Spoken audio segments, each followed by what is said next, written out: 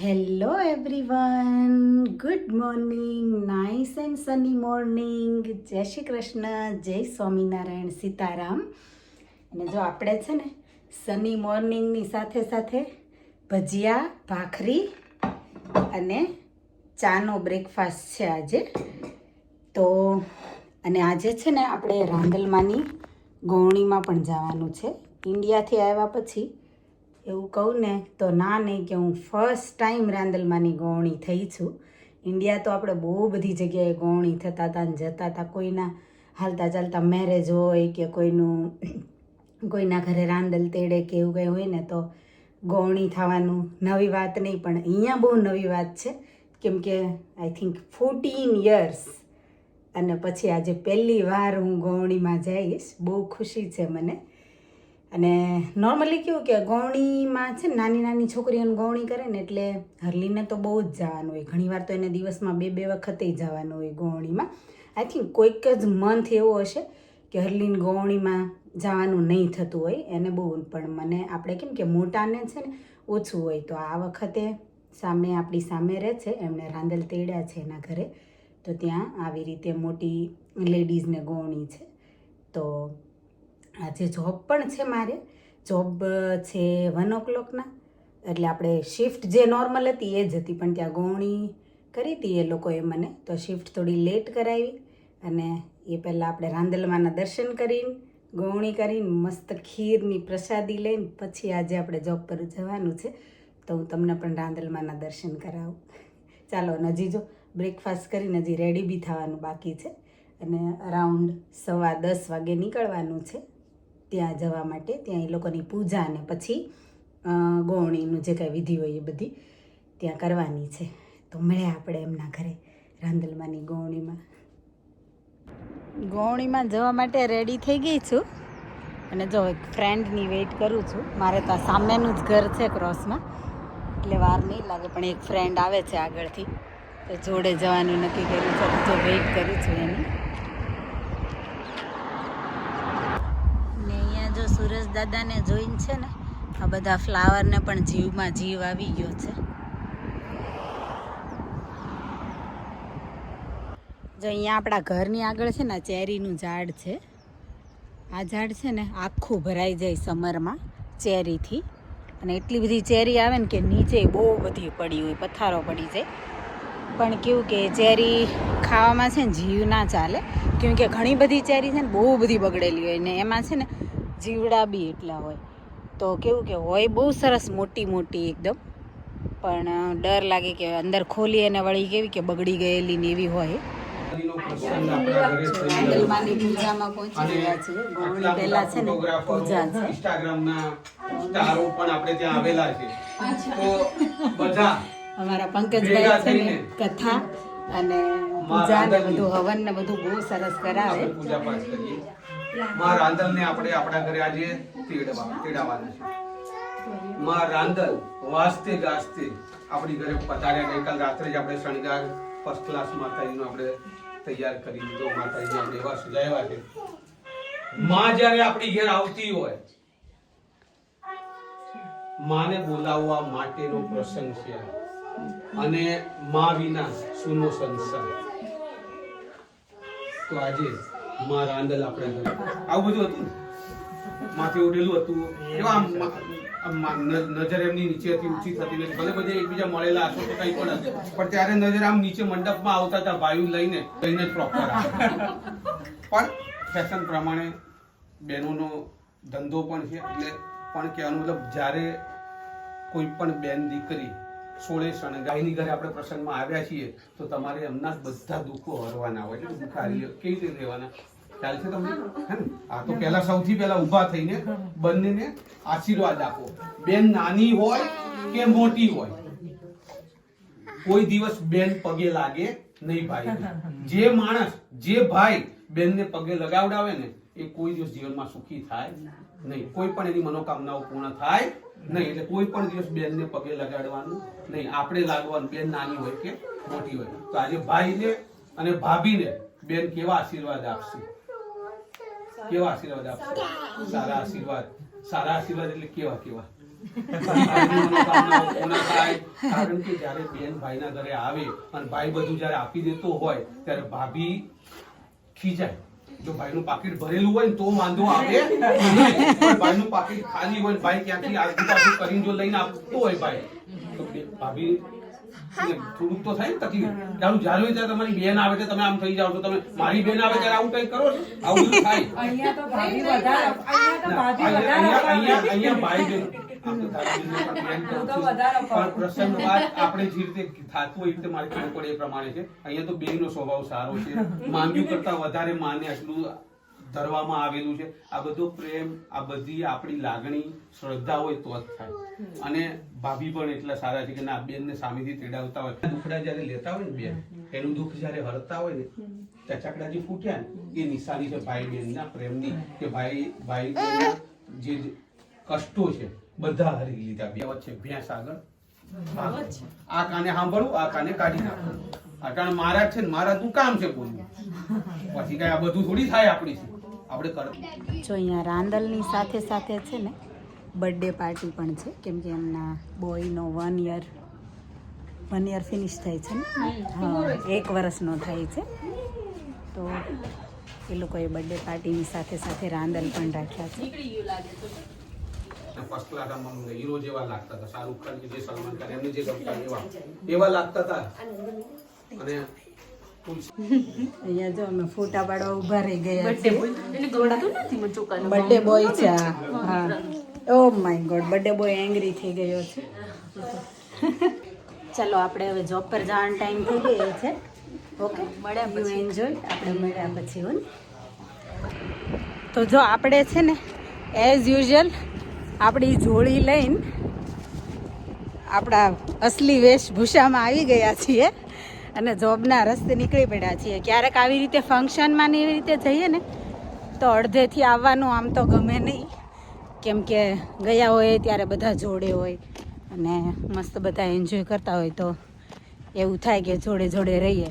પણ સાલું મારે કેવું કે સન્ડે જોબ હોય જ એટલે મેળ પડે નહીં. આ સન્ડેની જોબનું કંઈક સોલ્યુશન તો લાવવું જ પડશે, કેમ કે હવે સમરમાં કેવું, વિન્ટરમાં એટલું બધું ક્યાંય એટલું હોય નહીં, પણ સમરમાં છે ને સન્ડે હોય ને ક્યાંક ને ક્યાંક જવાનું થાય જ. અને મારે જોબના લીધે છે ને ક્યાં તો જવાય નહીં, ક્યાં તો પછી લેટ પડું અને નહીંતર પછી અડધેથી નીકળી જવું પડે એવું થાય. તો જો એવી જ રીતે અત્યારે તે એ લોકોને ગૌણીનું થોડું મોડું થયું હતું, ગૌણી કરી હતી એ લોકોએ બિચારાએ. પણ હવે શું કરું, મારો ટાઈમ હવે આનાથી વધારે તો લેટ મારે ચાલે એમ હતું નહીં. એટલે હવે લેટ્સ સી, મારા બદલે છે ને હરલીનને ગૌણી કાઉન્ટ થઈ જાય એટલે વિચારું છું કે હરલીનને જ મોકલી દઈશ મારા બદલે, એટલે એમને ગૌણી ઘટે નહીં. અગેન જો એઝ યુઝ્યુઅલ સન્ડેનું છે ને ટ્રબલ હોય ને એ આજે પણ છે. ટ્રેન અગેન કેન્સલ થઈ ગઈ છે બધી અને 1 અવર સુધી તો ટ્રેન છે જ નહીં હવે. તો જો હવે આ સ્ટેશનથી પાછી જઈશ હવે અને બીજા કોઈ સ્ટેશને જવું પડશે. 1 o'clockની મારી અપોઇન્ટમેન્ટ છે અને ખબર નહીં હવે કેમ મેનેજ કરું. લોંગ રસ્તો છે 1 અવરનો, એટલે જોઈએ હવે કેમ થાય છે. તો જો અહીંયા આવી ગઈ છું બીજા સ્ટેશને, અને આ સ્ટેશન છે ને એકદમ ખૂફિયા જગ્યામાં છે. લાઈક આમ જંગલમાં કેમ હોય એ ટાઈપનું છે. પણ આની અરાઉન્ડ જે બધા હાઉસ તો ના કહી શકાય, બંગલા જ કહેવાય, એ જોરદાર છે. મને લાગે મિલિયન ઉપરના હશે આ, એટલા પોશ એકદમ છે બંગલા.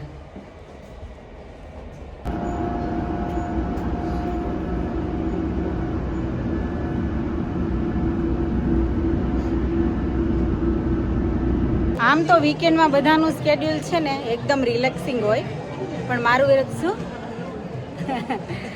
પણ મારું છે ને વિરુદ્ધ છે કંઈક. મારું સ્કેડ્યુલ છે ને ઓલવેઝ બહુ ટાઈટ હોય, કેમ કે વીકેન્ડના બધા દિવસોમાં હું છે ને કામ કરું.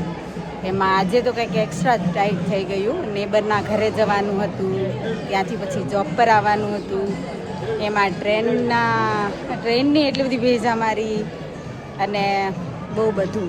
જોબ પર આવીને બેક ટુ બેક અપોઇન્ટમેન્ટ, તો એ બધામાં છે ને બહુ રશ થઈ ગયો. જો જેના ઘરે આજે રાંદલ તેડા હતા ને એના સનનો આજે બર્થડે હતો, પણ બર્થડે હતો એ મને ત્યાં જઈને પછી ખબર પડી, કેમ કે એ લોકો હમણાં જ રહેવા આવ્યા છે અને એ લોકોએ ફર્સ્ટ ટાઈમ મને ઇન્વાઇટ કરી હતી કે એ બાને કેવું કે મળે ને એકબીજાને ઓળખીએ. તો જો 15 મિનિટના બ્રેકમાં ફટાફટ ભાગી દોડીને મેં ગિફ્ટ લીધું એના સન માટે. અને બસ જો મે બી ડિનર તો બનાવવાનું બાકી જ છે આપણે, તો ડિનર બનાવીને પછી આપણે એને ગિફ્ટ આપવા જઈશું એના ઘરે, એના સનને. અને આજે હરલીન અને નિલેશે તો બપોરે ફૂલ જમ્યા છે એ લોકોના ઘરે. મારે જમવાનો મેળ નહોતો પડ્યો કેમ કે મારે જોબ ઉપર પહોંચવાનું હતું એટલે. તો લેટ્સ સી આપણે ડિનરમાં શું બનાવશું, કેવી ભૂખ લાગી છે એ લોકોને બંનેને, એ પ્રમાણે કંઈક બનાવશું. હજી કાંઈ નક્કી નથી કર્યું. ઘરે જઈને કંઈક ડબ્બા ખોલશું, ફ્રીજ ખોલશું, પછી કંઈક ડિસાઈડ કરશું કે શું અંદર શું શું પડેલું છે ને એના અકોર્ડિંગ પછી આપણે બનાવશું ડિનર. તો જો અગેન છે ને ઘરે પહોંચવા આવી અને આપણા નેબરનો ફોન આવી ગયો કે આરતી માટે તમારી જ વેઇટ કરીએ છીએ. તો એ લોકો વેઇટ કરે છે બિચારા આપણી, તો એમને આપણે વધારે વેઇટ નહીં કરાવીએ. ઘરે જઈને ફટાફટ આ યુનિફોર્મ ચેન્જ કરીને એના ઘરે છે ને આરતીમાં પહોંચી જઈએ આપણે. અગેન કપડાં ચેન્જ કરીને પાછા જઈએ છીએ આરતીમાં, અને જોડે જોડે આપણે ગિફ્ટ અપાઈ જશે એમને, કેમ કે જોબના કપડાં ઓબ્વિયસલી પહેરીને જવું નહોતું. આખો દિવસ આપણે કેટલા બધા લોકોને ક્લાયન્ટોને ટચ કર્યું હોય, અગેન ક્લીન કપડાં પહેરી લીધા. ગજભાઈ આપણે પહેલા રાંદલમાની આરતી અને પછી કઈ આરતી? જયાદ્ય શક્તિ આપણે કરશું. માતા માં બહુચર માં માટે, અંબે માં માટે આપણે જયાદ્ય શક્તિ પણ બધાની ઈચ્છા છે એટલે આપણે બધા ભેગા મળીને આરતી કરીશું. કે રાંદલમાની ને પછી જયાદ્ય શક્તિ. જો અહીંયા બધા અમે અગેન આરતી માટે છે ને રેડી થઈ ગયા છે. મારી તારા દર્શન કરતા પાપી પાવન થાય, હે ભાવે તારી ભક્તિ કરતા આનંદ મંગલ થાય. સોળીએ સોળ સહસ્ર ક્યાં સોળીએ, ક્ષમા કરો ગવરી, મા દયા કરો ગવરી. ઓમ જય ઓમ જય ઓમ મા જગદંબે, શિવ શક્તિની આરતી જે કોઈ ગાશે, માજે કોરે ગાશે. હરે શિવાનંદ સ્વામી, હરે શિવાનંદ સ્વામી, સુખ સંપત્તિ થશે, હર કૈલાસે જાશે, મા અંબા દુઃખ હરશે.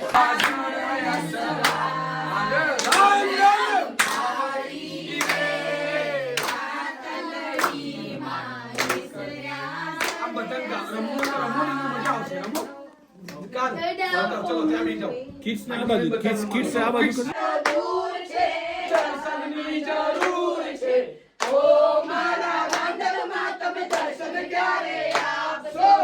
બીજો તે ગામ આપણે કોને કોને દઈશું, બીજો તે ગામ આપણે પંચમને દઈશું, બીજો તે ગામ આપણે પંચમને દઈશું. બહુચરમાં તમે ક્યાં સંતાણા, બહુચરમાં તમે ક્યાં સંતાણા. પૂરે સંતાઈ મારા સંકલપુરમાં, પૂરે સંતાઈ મારા સંકલપુરમાં, સંકલપુરમાં બહુચરમાંનો થપ્પો. આજનો સન્ડે છે ને જેવું વિચાર્યો નહોતો ને એવો મસ્ત રહ્યો. થોડી દોડાદોડી થઈ ગઈ જોબ પર જવાના ટાઈમે, પણ છે ને ઓલ ઓવર બહુ જ મજા આવી. જો સવારે આપણે છે ને થોડો ટાઈમ અટેન્ડ કરી શક્યા રાંદલમાને તેડાતા નેબરે, તો એમના ઘરે થોડું કેવું કે ગોળણી માટે ગયા હતા, પણ આપણે ગોળણીનો ટાઈમ થયો ત્યાં સુધીમાં તો આપણે નીકળવાનું થયું, એટલે એમનું બિચારાને એ તો થયું નહીં આપણે અટેન્ડ. પણ છે ને જે અટેન્ડ ના થયું ને એ કમી અત્યારે ઇવનિંગમાં પૂરી થઈ ગઈ. ઇવનિંગમાં આરતીમાં ગયા ને તો ત્યાં કેવું કે રાંદલમાના ભજન ઉપર આપણે થોડો રાસ લીધો ને એવું બધું કર્યું, તો બહુ જ મજા આવી ગઈ. એવું લાગ્યું નહીં કે આપણે દિવસે હતા ને થોડો ટાઈમ જ ગયા ને જઈને આવતા રહ્યા, એવું કંઈ થયું નહીં. બહુ મજા આવી. અને જો એ રાત્રે અત્યારે છે ને ડિનરે બનાવવાનું ના થયું. એવું વિચાર્યું હતું હું સિમ્પલ કંઈક બનાવી નાખીશ, પણ એ બી ના થયું. એમણે છે ને શાક ને ખીર અને કેક ને એવું બધું, કેમ કે એને સનનો બર્થડે હતો ને મેં તમને કીધું એમ, તો એણે એવું બધું આપ્યું ઓલરેડી. તો બસ ખાલી ભાખરી બનાવવાની થઈ શાક જોડે. તો જો આપણે અહીંયા ભાખરીનું કામકાજ ચાલુ છે. તો વિચાર્યું હતું એના કરતાં પણ ઇઝી થઈ ગયું આજે, તો વધારે મજા જ પડી ગઈ, કેમ કે રસોઈ બનાવવાની ન હોય તો એ બી એક મજા છે. તો તમને આજનો વિડીયો ગમ્યો હોય તો લાઇક શેર કમેન્ટ કરજો. વધારે વિડીયો જોવા માટે ચેનલને કરી દેજો subscribe. Thank you for watching. Thank you for your time. Stay safe, look after your self. મળીએ આપણે નવા વિડીયોમાં. બાય.